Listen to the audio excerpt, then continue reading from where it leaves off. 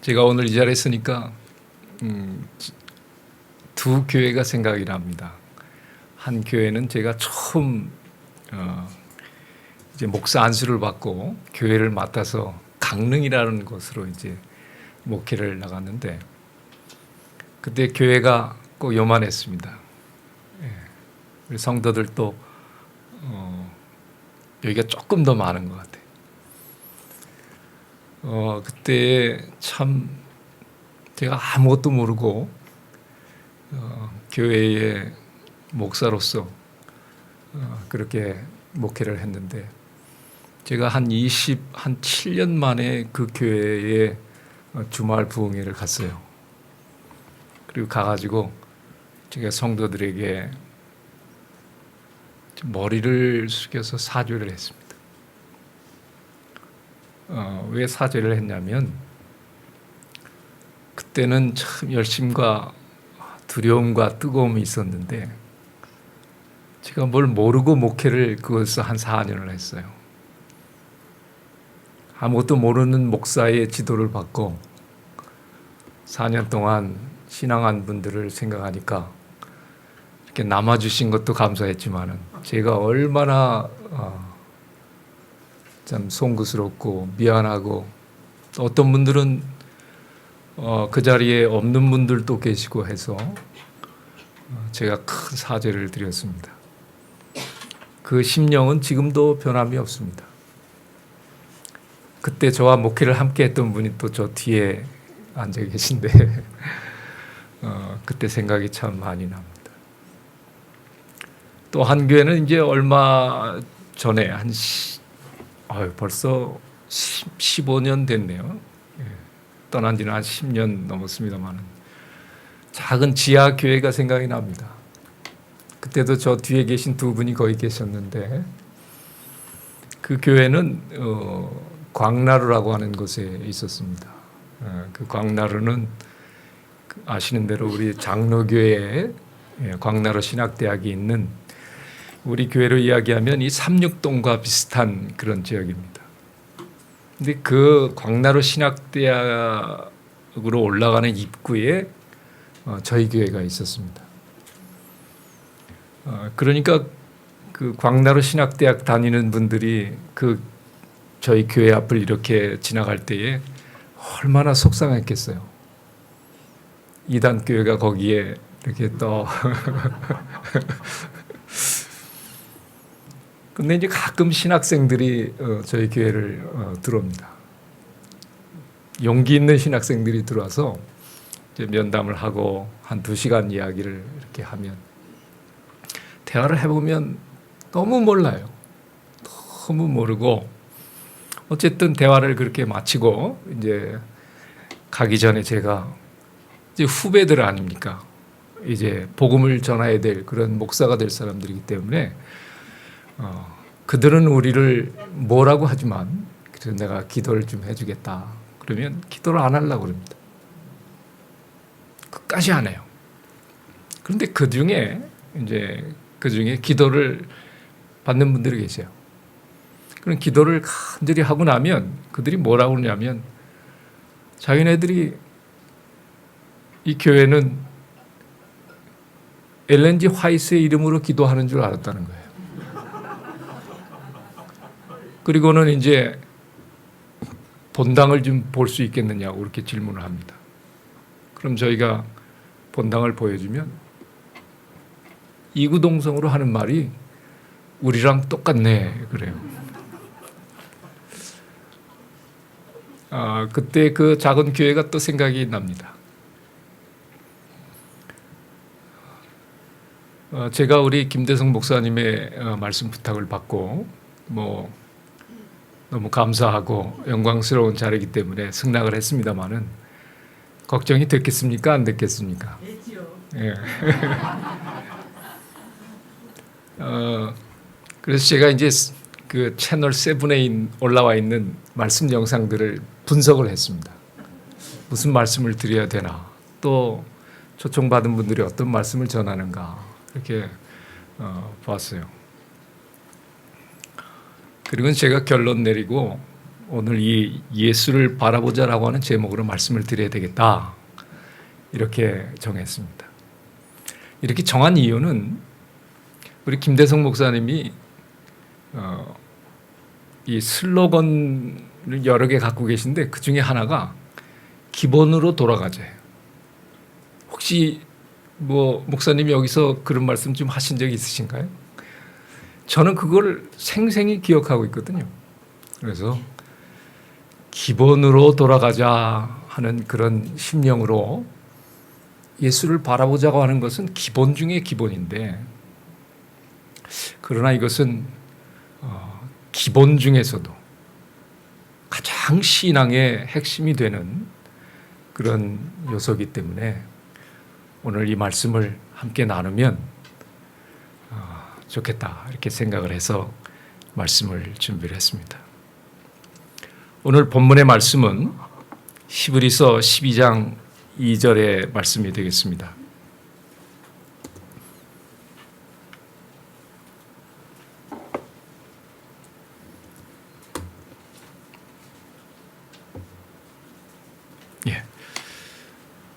제가 읽겠습니다. 이러므로 우리에게 구름같이 둘러싼 허다한 증인들이 있으니 모든 무거운 것과 얽매기 쉬운 죄를 벗어버리고 인내로서 우리 앞에 당한 경주를 경주하며 믿음의 주여 또 온전케 하시는 이인 예수를 바라보자. 저는 그 앞에 있는 즐거움을 위하여 십자가를 참으사 부끄러움을 개의치 아니하시더니 하나님 보좌 우편에 앉으셨느니라. 오늘 본문의 말씀은 우리에게 예수를 믿고 따르는 신앙의 길이 어떤 길인지에 대해서 설명을 해주고 있습니다. 신앙의 길을 이 히브리서 저자는 죄를 벗어버리고 인내로서 경주하는 경주다 이렇게 비유를 하는데, 히브리서 12장에 있는 말씀을 쭉 읽어보면 그 경주는 이렇게 쉬운 경주가 아니에요. 정말 인내하고 참고 정말 고통스러운 고난의 경주라고 그렇게 말씀하셨습니다.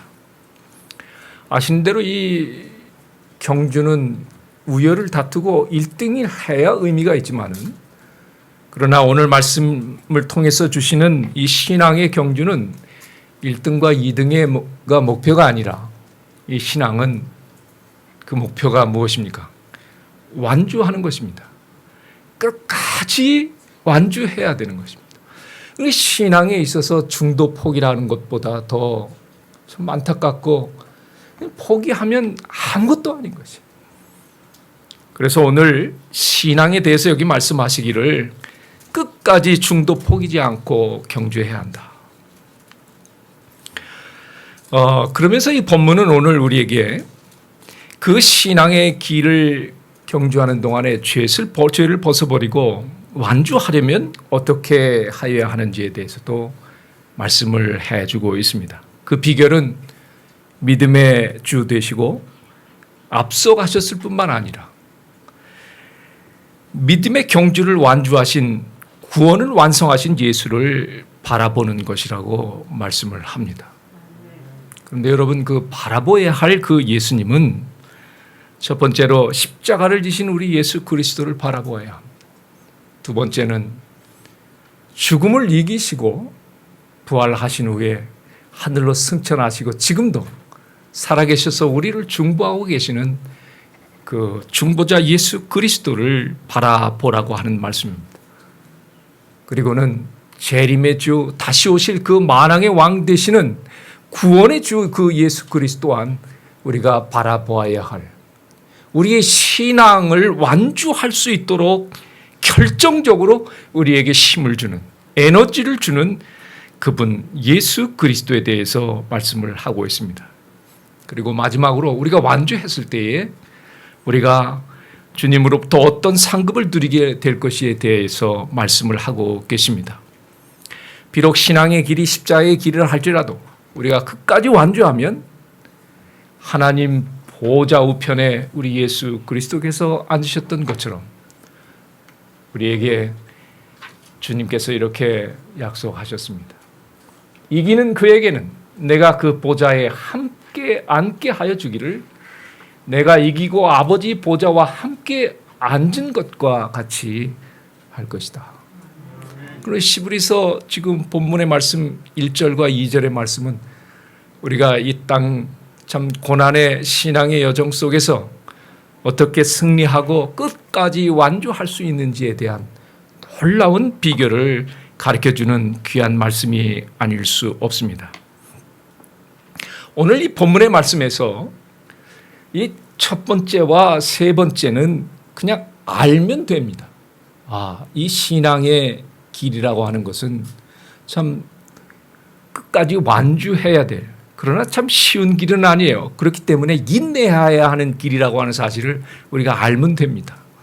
그리고 세 번째는 그렇게 우리가 완주하면 하나님께서 우리를 주님 보좌 우편에 앉게 하는 놀라운 은혜를 더하시고 상급을 주실 거라고 하는 사실을 우리가 알면 돼요. 그런데 오늘 이 본문의 말씀에서 우리가 결코 이 신앙의 여정을 완주하고 하나님이 주시는 상급에 이르는 참된 비결을 우리에게 말씀하여 주신 것은 잊어버리면 됩니까? 안 됩니까? 안 되는 것입니다. 그것이 바로 오늘 시브리서 저자가 우리에게 소개하고 있는 믿음의 주여 온전케 하시는 예수 그리스도를 바라보라고 하는 말씀입니다. 그래서 사도 바울은 시브리서의 결론을 말씀하시기를, 시브리서는 13장으로 되어 있습니다. 그래서 11장까지 믿음으로 산 노덕들이 하늘에서 중보하고 계시는 예수 그리스도에 대한 10장까지 놀라운 예수 그리스도에서 말씀하신 그 모든 확실한 확신 속에서 살아계신 예수를 경험하고 11장에서 어떻게 그들이 믿음으로 살았는지를 말씀한 다음에, 그리고 마지막 결론으로 하신 말씀이 시브리서 12장 1절로 2절이다. 그래서 이러므로 이랬지만은 그러므로 결론적으로 말해서 믿음의 주여 온전케 하시는 예수를 바라보자. 너희들이 신앙 경주하는데 예수를 바라보는 길만이 끝까지 완주할 수 있다라고 하는 놀라운 은혜의 말씀을 남겨놓은 것입니다. 여러분 아시는 대로 요한복음이라고 하는 말씀은 예수께서 과거에 이 땅에 오셔서 인간으로 오셔서 우리를 속량하기 위해서 어떤 일을 하셨는지에 대한 역사적인 기록입니다. 요한계시록은 그 십자가에서 속량하시고 부활하신 그 예수께서 승천하신 후에 지금 하늘에 계신데 약속하신 대로 언젠간 이 땅에 올 것이다. 그리고 그분이 이 땅에 오셔서 온 우주를 이 땅을 회복하시고 영원한 영생의 나라를 이룩하실 터인데, 그때에 그 새롭게 창조될 하늘과 땅의 주 되시고 왕 되시는 분이 바로 누구시냐? 예수 그리스도 되신다고 하는 사실을 우리에게 낱낱이 소개해 주신 말씀이 바로 요한계시록 책이라고 하는 것입니다. 그런데 그 사이에 그러면 과거의 예수님은 그런 십자가의 우리의 속량의 역사적 사실을 기록해 놓은 말씀 다음에 미래에 다시 오실 예수 그리스도, 살아계신 예수 그리스도, 그럼 지금 그 예수는 하늘에서 무엇을 하고 계시느냐? 그걸 어느 책이 가르쳐 주냐면 시브리서가 가르쳐 준다 이 말이에요. 여러분 시브리서는 성경에서 가장 늦게 합류한 성경책 중에 하나입니다. 이 마귀가 이 시브리서를 성경 정경 목록에 들어가지 않게 하기 위해서 정말 애를 많이 썼어요. 그런데 마침내 하나님께서 시브리서를 성경에 합류시켜서 오늘 우리 66권의 성경이 되게 하셨는데, 이 시브리서는 오늘 마지막 세대를 살아가고 있는 그리스도인들이 신앙의 완주를 위해서 어떻게 살아야 할지에 대해서 말씀 주시는 아주 소중한, 그러므로 이 마지막 시대의 재림을 기다리며 사는 모든 그리스도인들에게서는 없어서는 안 될 그런 말씀이 시브리서다 이 말이에요. 그런데 그 시브리서의 결론이 뭐냐? 누굴 바라보자? 예수를 바라보자. 이 세 권의 책을 자주 읽으시게 되길 바랍니다. 좀 틈틈이 좀 읽으시면 좋겠어요. 이 세 권의 책은 우리 마지막 종말 시대를 살아가고 있는 재림을 소망하는 모든 그리스도인들의 소중한 친구가 될 것입니다. 그러므로 여러분, 참신앙은 오직 예수를 바라볼 때만, 참신앙은 오직 예수 그리스도를 바라볼 때만 시작될 수 있습니다. 그리고 오직 예수 그리스도를 바라볼 때만 우리의 참신앙이 회복될 수 있고, 예수 그리스도를 바라볼 때만 우리의 참신앙이 완성될 수 있음을 믿으시게 되길 바랍니다. 십자가의 예수 그리스도를 바라보게 되면 우리는 진짜 신앙을 시작할 수 있게 돼요. 그리고 지금 하늘에서 우리를 중보하시고 우리를 도우시고 우리를 회복시키기 위한 그 예수 그리스도를 알게 되고 바라보게 되면 우리의 신앙이 참되게 회복이 됨을 경험하시게 될 것입니다. 그리고 다시 오실 구원주 예수 그리스도, 지금도 살아계시고 처음이요 마지막인 그 예수 그리스도를 우리가 바라보게 되면 우리의 신앙이 참되게 완성됨을 경험할 수 있게 될 것입니다. 저는 우리 히브리서 기자가 이제 바울이 썼다고 그렇게 이야기하는데, 이런 문체나 여러 가지가 우리 바울의 서신, 우리 신약의 한 절반을 기록한 이 바울의 서신의 문체와 비슷합니다. 그래서 이 히브리서의 저자를 우리가 사도 바울이다 그렇게 이야기하는데, 저는 사도 바울이 이 종말 시대를 살아가고 있는 이 신앙의 여정을 말씀하시면서 결론적으로 예수를 바라보자 이렇게 결론 내린 거에 대해서 정말 감사하게 생각하는 사람입니다. 여러분, 왜 그런지 아십니까? 여러분, 이 바라보자라고 하는 이 말씀은 참 쉬운 거예요.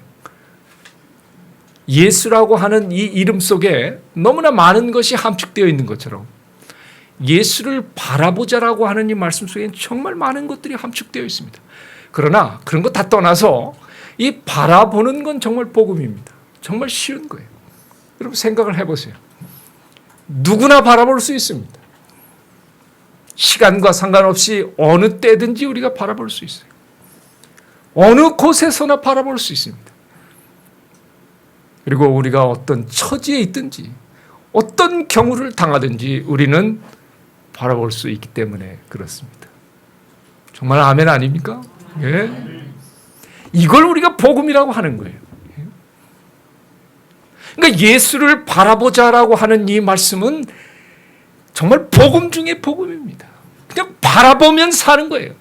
구약에서 그런 좋은 예를 우리에게 이미 주셨음에도 불구하고 자기의 상식과 자기의 경험과 자기의 지식에 갇혀 있는 사람들은 거부하는 것입니다. 바라봄으로 산다는 걸 믿을 수 없는 것이. 그러나 여러분, 영생은 바라봄으로 우리 하나님께서 우리에게 주시는 놀라운 은혜라고 하는 사실을 믿으시게 되기를 바랍니다. 그래서 저는 오늘 예수를 바라보자라는 제목으로 은혜를 함께 나누기를 원합니다. 성경에 보면 베드로는 십자가의 예수를 바라보고 나서 참 신앙을 시작할 수 있었습니다. 주님이 원하시는 그런 신앙을 회복할 수 있었습니다. 베드로는 예수 그리스도 십자가의 앞에서 정말 결코 망설임이나 주저함 없이 그 길을 큰 믿음을 가지고 걸어가고 계신 예수 그리스도를 그가 만남으로 그의 신앙이 참되게 회복되었지만, 사도 바울은 십자가의 예수 그리스도를 아마 보았을 것입니다. 동시대 사람이기 때문에 아마 그 군중 가운데 그 맨 앞에 제사장들 무리 곁에 아마 있었을 거라고 생각돼요. 예수 그리스도를 못 박는 데에 큰 소리로 합류했던 자였을 것입니다. 그러나 그런 십자가의 예수 그리스도를 통해서 회복되지 않았어요. 왜냐하면 예수 그리스도를 가까이서 바라보고 예수 그리스도를 만났다 할지라도 그 예수가 그 사울에게는 아무런 영향력을 끼칠 수 없었기 때문입니다. 왜요? 사도 바울은 그 당시에 사울은 딴 생각을 하고 있었거든요. 다른 신앙에 창념했던 사람입니다. 그런데 이 사도 사울도 결국은 변화됐습니다. 오늘 교과에서 말씀해 주신 것처럼 전혀 다른 사람이 됐어요. 그는 살아계신 예수 그리스도, 하늘에서 중보하고 계시는 예수 그리스도, 하나님 우편에 앉아 계신 예수 그리스도를 만남으로 그런 변화를 경험하게 됐습니다. 참된 신앙으로 회복된 것입니다.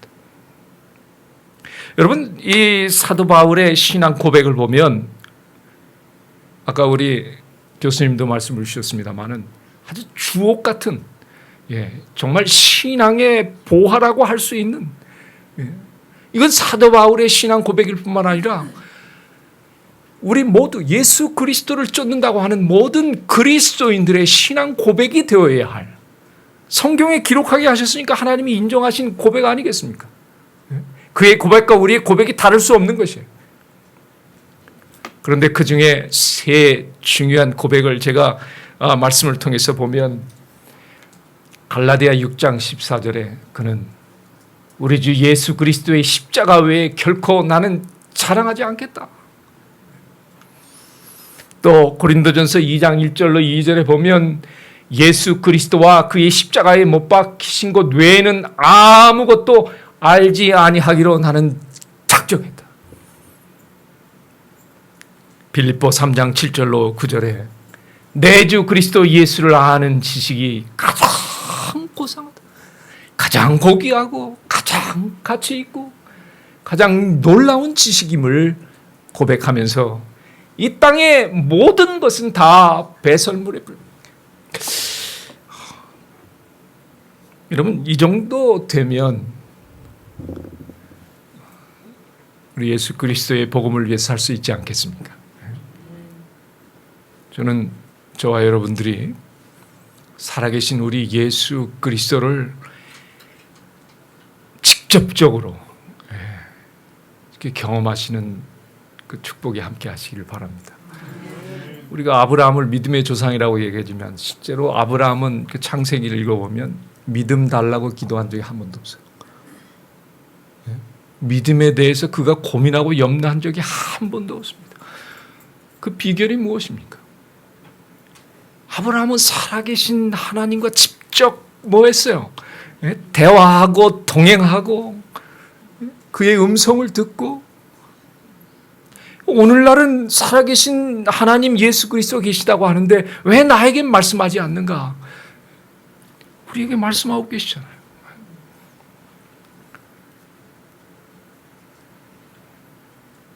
우리가 살아계신 예수 그리스도의 말씀을 통해서 예수 그리스도를 만나게 되면, 아니면 어떤 경로를 통해서든지 살아계신 예수 그리스도를 만나게 되면, 놀라운 오늘 우리 증인들 대해서 말씀을 나눴는데 증인이 안 되고는 배길 수 없고 견딜 수 없을 것입니다.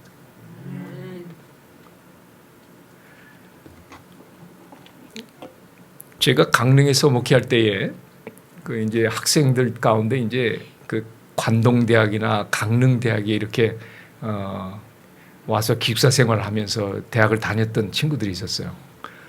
그래서 이 청년들이 많았습니다. 그때 우리 이민숙 집사님 참 식사해 주시고 정말 그러셨는데, 그 청년들 가운데 여청년이 하나 있어요. 이 피아노를 전공하는 여청년이 하나 있었는데, 이 여청년이 참 신앙도 좋고 정말 잘 도와주고 참 성격도 너무 좋고 그렇게 생활을 했는데, 그 어머님이 참 신앙이 좋은 분이셨습니다. 그래서 이 딸을 목회자 사모를 만들기를 원했어요. 그래서 기도하다가 좋은 신학생을 소개받아서 이 딸에게 소개를 했습니다. 근데 사진을 가져왔는데 이거 완전히 탤런트 같아요. 얼마나 잘생겼는지. 그냥 한눈에 저는 잘생겼을 뿐만 아니라 얼마나 목사님처럼 생겼는지. 그래서 이건 너는 다시 태어나도 이런 사람 못 만난다. 그 어머니하고 저하고 이제 이렇게 작전을 좀 짜가지고 어떻게든지 이 신학생하고 결혼시키려고 애를 많이 썼어요. 근데 이 청년도 좋긴 좋은데 목회를 해야 된다고 하는 이 생각 때문에 쉽게 결정을 못하는 것입니다. 하여튼 우여곡절 끝에 이들이 이제 서로 사귀기로 하고 그 다음에 이 아가씨가 그 신학생을 만나기 시작을 했어요. 근데 만나면 만날수록 좋긴 한데 걱정이 태산인 것입니다. 부모님의 말씀을 따라서 정말 신앙 안에서 살고 싶기도 하고 저기 한데 목회를 해야 된다고 하는 게 너무 부담스럽고 또 이 청년이 교회 열심히 있고 믿음으로 산다고 하는데 제가 볼 때는 예수를 만난 경험은 없는 것 같아요. 갈등이 심한 것입니다. 그리고 목회라고 하는 정말 어떻게 보면 십자가인데 그 길을 앞에 두고 베드로처럼 고민이 됐던 것 같아요. 그러나 어쨌든 부모님의 성화에 이렇게 해가지고 그 신학생하고 약조를 했습니다. 자기가 졸업하자마자 결혼을 해야만 이 신학생은 나가서 목회를 할 수 있으니까 자기가 대학교 4학년 마치고 결혼을 해야 된다는 게 너무 억울하고 젊은 이 청년 시절을 다 그렇게 보내야 된다. 그래서 이 그 신학생하고 어머니하고 이제 약조를 받아냈어요. 내가 대학원을 더 하겠다. 2년의 여유를 더 주면 좋겠다. 오케이. 그래서 2년의 대학원 생활을 외국에 나가서 공부를 하게 됐습니다. 그러니까 외국에 나가서 뭐 마음껏 살았어요. 그런데 이 아가씨 집이 재벌집입니다. 제가 자세히 말씀은 안 드리겠습니다. 이게 방송으로 나갈 거기 때문에 제가 자세히 말씀을 안 드립니다. 뭐 어디라고 얘기하면 뭐 금방 아실 만한 재벌집 큰 딸의 딸이에요. 그러니까 재벌의 손녀가 되는 거죠. 근데 이 재벌집 딸이 어떻게 이런 신앙을 하는 이 재림 성도가 됐을까? 근데 참 사연이 참 기가 막힙니다. 분이 몸이 좀 안 좋아가지고 저 시골에 요양차 내려왔는데 그곳에서 신실한 농사꾼 재림 청년을 만난 거예요. 그리고는 그 재림 청년하고 부모의 승낙받지 않고 결혼을 했어요. 뭐 승낙을 해줄 리가 없죠. 그래서 재벌집에서부터 호적에 파였습니다. 그리고는 신실하게 신앙생활을 하면서 그렇게 살다가 이 재벌이 돌아가시면서 이 딸을 다시 받아들였어요. 그러니까 많은 유산을 받게 되었겠죠. 그래서 하루아침에 이 가족이 진짜 재벌이 된 겁니다. 말 그대로. 그러니 이 여청년이 마음껏 펼치고 싶은 생각이 없었겠어요. 2년 동안 그 유학을 하고 세계를 돌아다니다가 마치고는 이제 송아지 끌려오듯이 이제 어쩔 수 없이 오게 됐는데 그때 제가 이제 강릉에 시무할 때 이 청년이 이제 저희 교회를 들렸어요. 근데 그때는 제가 몰랐는데 한 3년 전에 제가 미국에서 집회를 하나 했는데 거기서 그 여청년을 만났어요. 근데 지금 목사 부인이 됐습니다. 결론적으로는. 근데 그때 뭐라고 저에게 얘기를 하냐면 목사님, 제가 그때 유학 마치고 강릉교회를 방문했을 때 목사님이 그날 무슨 설교를 하신 줄 아십니까? 그러는 거예요. 기억날 리가 없죠. 근데 제가 그날 이 빌립보 3장 7절 9절의 말씀을 가지고 설교를 했다는 것입니다. 그때 하나님께서 이 여청년에게 은혜를 주셔서 이 사도 바울의 고백을 들은 후에 그 자기도 지금 그 이해를 못 하겠대요. 그날 이 말씀을 보는 순간에 이 세상 것은 아무것도 아니구나. 그런 강력한 하나님의 은혜가 임하시더니 결심을 하게 됐다는 겁니다. 내가 이제 남은 생에 예수 그리스도를 위해 살아야 되겠다. 그리고는 그가 결혼을 하고 지금 저 충청도에 있는 곳에서 목회를 잘 하고 있습니다. 예수 그리스도를 만나면 우리가 주님께서 우리에게 분부하신 사명자로 살아가는 것이 어렵잖아요. 우리 재림교회는 특별한 사명을 가지고 태동된 교회입니다. 주님 오시기 전에 이 세상을 향해서 우리만이 알고 있는 기별을 전하도록 부르신 교회예요. 우리가 그 사명을 다하기 위해서는 먼저 우리 성경이 증거하는 것처럼 살아계신 예수 그리스도를 우리가 개인적으로 깊이 만나고 그 예수 그리스도를 통해서 우리가 완전히 변화되는 놀라운 경험을 이루면 우리는 놀라운 사명자의 삶을 살아갈 수 있게 될 것입니다. 그러니까 우선순위가 바뀌면 안 돼요. 오늘 이 말씀은 기본 중에 기본입니다. 저와 여러분들이 너무나 잘 아는 말씀이에요. 그러나 오늘 교수님께서 말씀 주셨듯이 날마다 예수 그리스도를 만남으로 새로워지는 이 귀한 경험. 우리 교수님도 목사님 아드님이시고 저도 목사 아들입니다. 말씀하신 것처럼 이 극적인 경험이 없어요. 극적인 경험이에요. 근데 교수님 저는 극적인 경험이 있어요. 제가 아까 교수님 말씀드리면서 오늘 이 설교하지 않고 간증하고 싶은 마음이 막 이렇게 불일들 일어났는데 그건 다음에 또 불러주시면 하고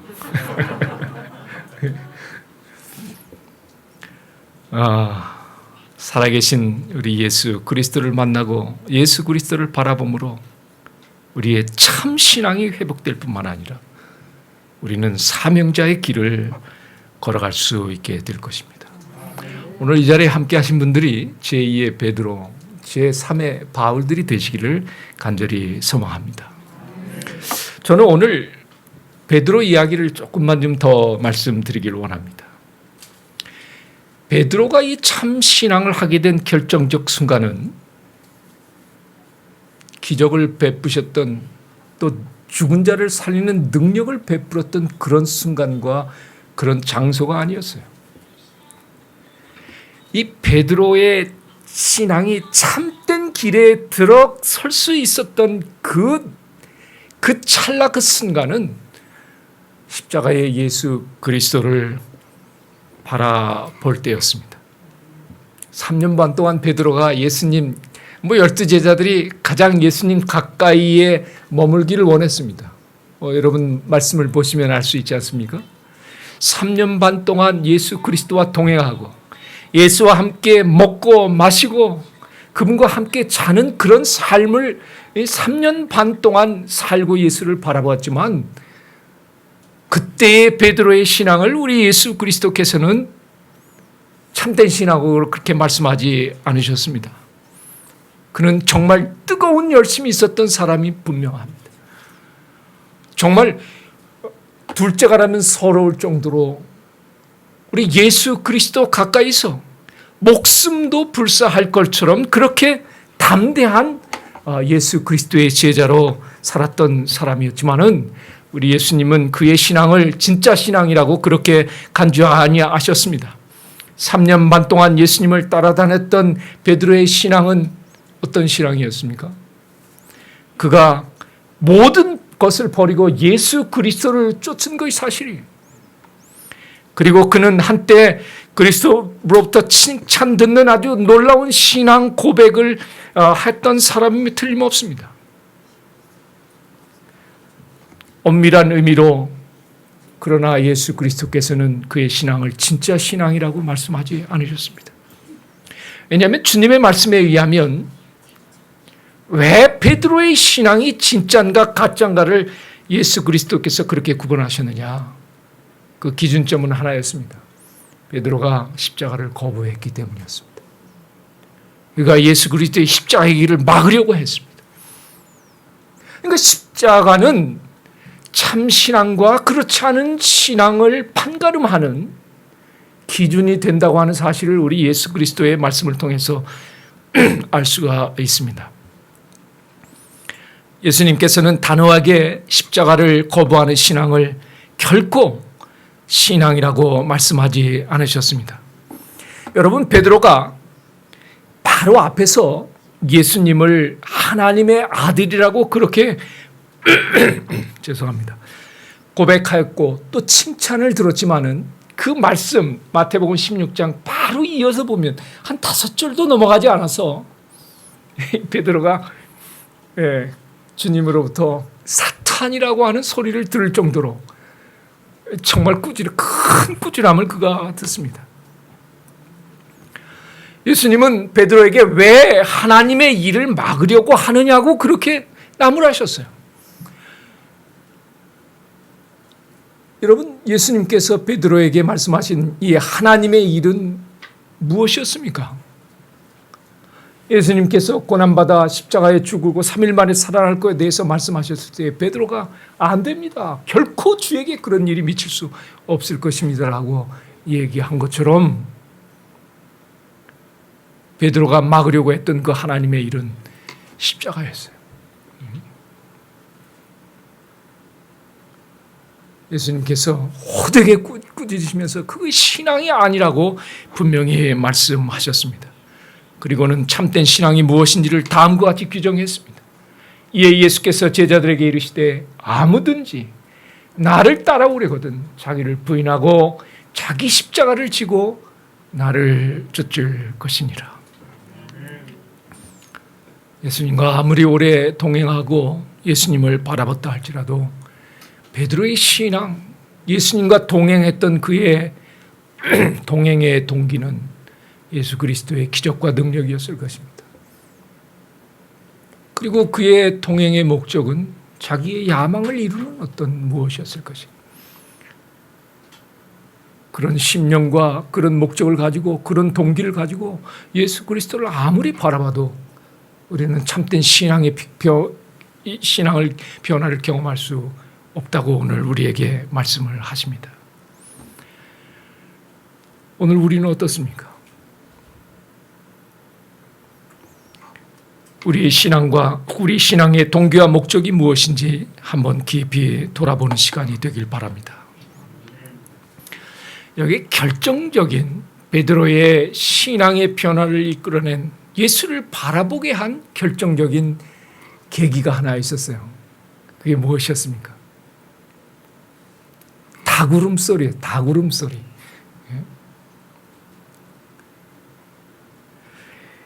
이 오늘 본문은 예수님의 시선과 베드로의 시선이 마주쳤을 때에 베드로가 예수님의 말씀이 생각나서 심히 통곡했다고 이렇게 말씀하고 있지만 마가복음 14장에는 그 2번 울 때에 주님께서 내가 나를 3번 부인하리라 하심이 기억되어 생각하고 울었더라. 그렇게 조금 더 부연해서 말씀을 하고 있습니다.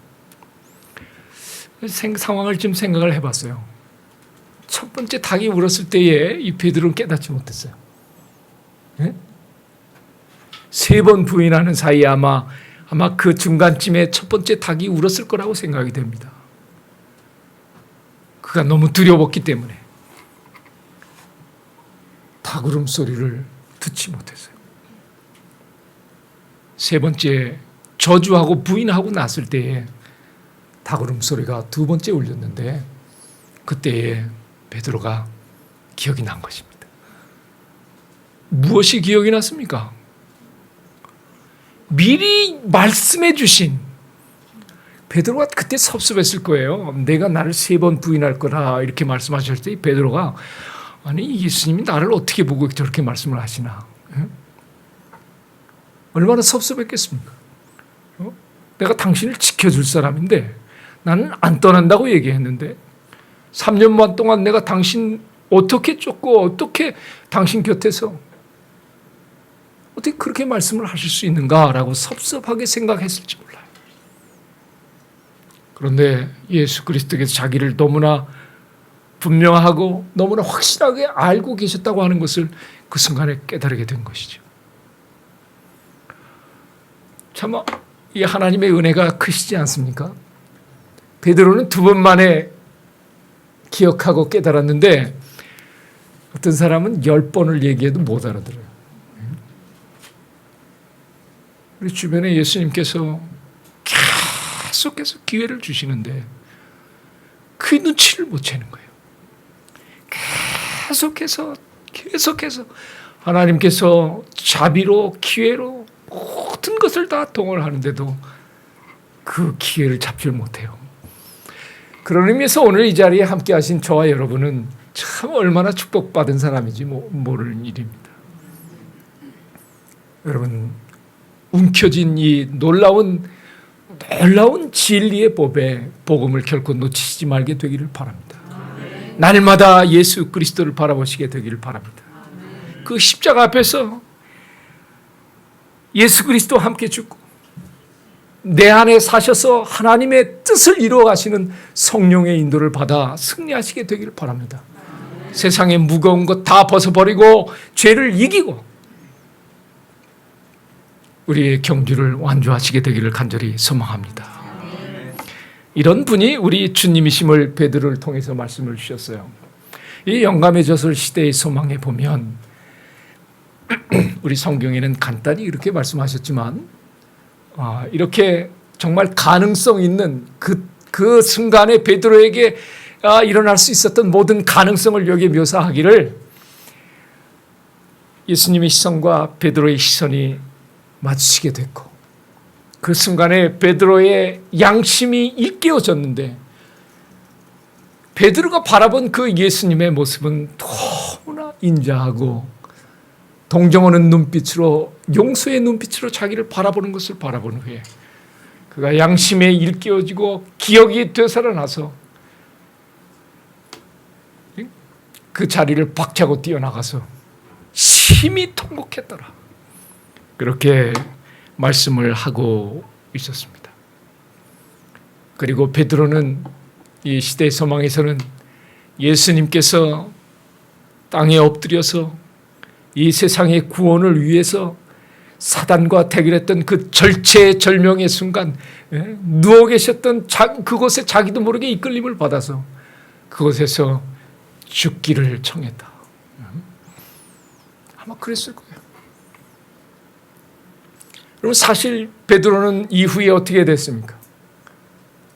그는 정말 예수 그리스도를 위해서 자기의 목숨을 불사하고 복음을 전하다가 순교의 자리에 이르는 놀라운 영광스러운 주님의 제자가 되었는데 저는 개인적으로 베드로는 이날 자기의 옛사람이 완전히 죽는 경험을 했다고 믿습니다.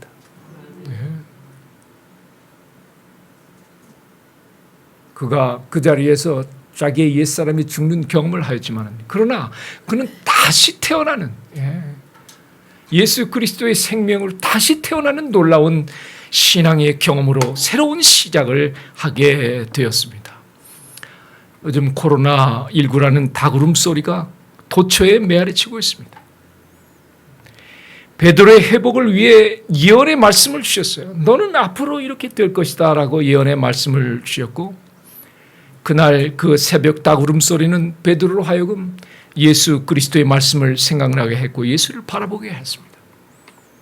마찬가지로 여러분 예수님께서 종말에 관하여 예언하시면서 그가 많은 것을 미리 말씀해 주셨어요.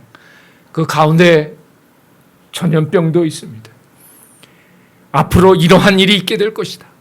앞으로 마지막 때가 가까울수록 이런 일들이 더 비일비재하게 일어날 뿐만 아니라 이제는 우리가 손도 쓸 수 없을 만큼 그렇게 공포스러운 종말이 다가오게 될 터인데 만약 우리가 그걸 모르는 사람이라면 주님께서 예언하신 말씀이 우리와 상관없는 사람이라면 그날 닭울음 소리가 베드로 이에게는 아무에게도 의미 없었듯이 그러나 미리 알고 그 예언을 따라서 준비하고 살아간 우리에게 있어서는 코로나19뿐만 아니라 수많은 이 세상의 현상들이 우리에게 외치는 닭울음소리라고 하는 사실을 기억해야 할 것입니다.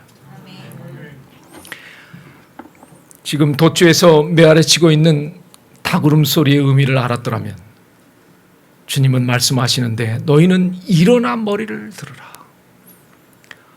이 세상 땅만 바라보지 말고 이제 눈을 들어서 하늘에서 우리를 위해 중보하시고 이 땅에 다시 오시기 위하여 정말 대기하고 계시는 그 예수 그리스도를 좀 바라볼 수 없느냐고 하는 것 아니겠습니까?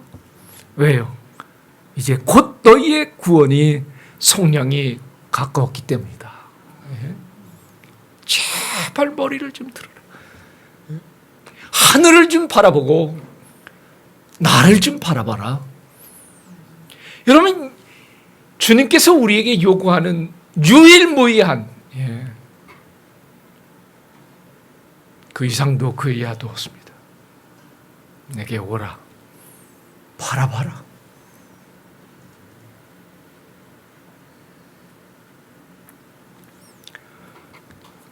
베드로의 경험과 바울의 경험은 우리에게 많은 것을 시사합니다. 여러분, 우리의 신앙은 살아계신 예수 그리스도를 상대하는 신앙이에요. 그 외 것들은 다 껍데기인 것입니다. 여러분, 껍데기라고 하는 것은 본질이라고 하는 알맹이를 싸고 있을 때만 의미가 있어요.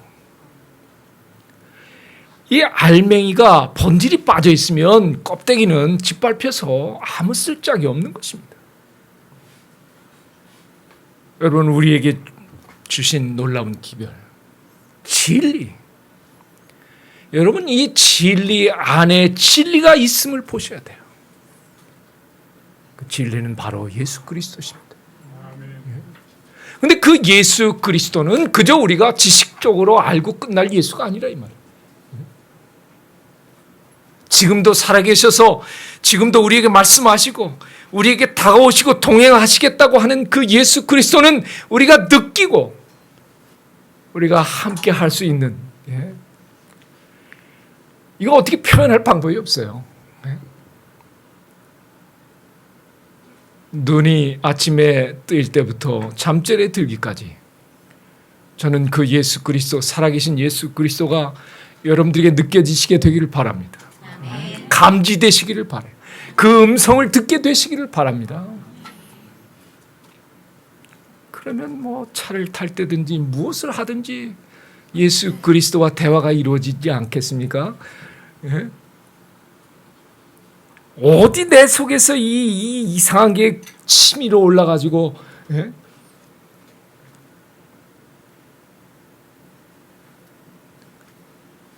죽은 예수, 성경에 말씀하시는 살아계신 예수가 아닌 내가 만든 예수를 숭배하고 있기 때문에 그래요. 그러나 우리가 믿는 예수는 그런 우상이 아닙니다.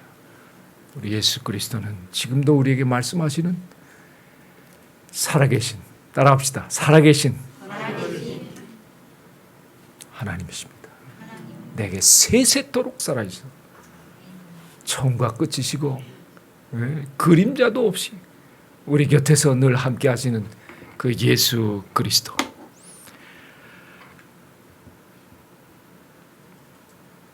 이러므로 너희는 장차올 이 모든 일을 능히 피하고 인자 앞에 서도록 항상 기도하며 깨어 있으라. 오늘 진리 횃불 선교의 우리 모든 성도 여러분, 예수를 바라보십시다. 여러분의 생애의 시작과 끝이 살아계신 오직 예수 그리스도로 중심으로 우리에게 주어진 진리를 세상에 전파하고 승리하는 우리 모든 남은 주님의 재림 성도 되시기를 소망하면서 말씀을 드리겠습니다. 감사합니다. 우리를 구원의 방주로 부르신 우리 하나님의 크신 은혜와 인도를 감사합니다. 우리의 신앙 여정길에 함께 동행해 주시는 우리 예수님 참으로 감사합니다. 저희들이 때때로 시선을 세상에 돌릴 때가 있습니다. 그때마다 닭울음 소리를 들려주시고 성령님 우리 마음에 역사하셔서 우리 앞서 가시며 우리를 바라보고 계시는 살아계신 예수 그리스도를 바라봄으로 다시 일어서고 전진할 수 있도록 복을 내려 주시옵소서. 진리 횃불 교회를 사랑하여 주셔서 이 교회가 주님의 마지막 시대를 향한 기별을 담대히 외칠 때에 성령의 충만한 능력을 통하여 구원 얻을 많은 영혼들이 방주 안으로 들어올 수 있도록 복을 내려 주시옵소서. 우리의 삶을 날마다 주님께 드리기를 원합니다. 주여 저희를 사용하여 주시고 예수 그리스도의 복음으로 사는 저희 되게 하여 주시옵소서. 예수님의 이름으로 간절히 축원하옵나이다. 아멘.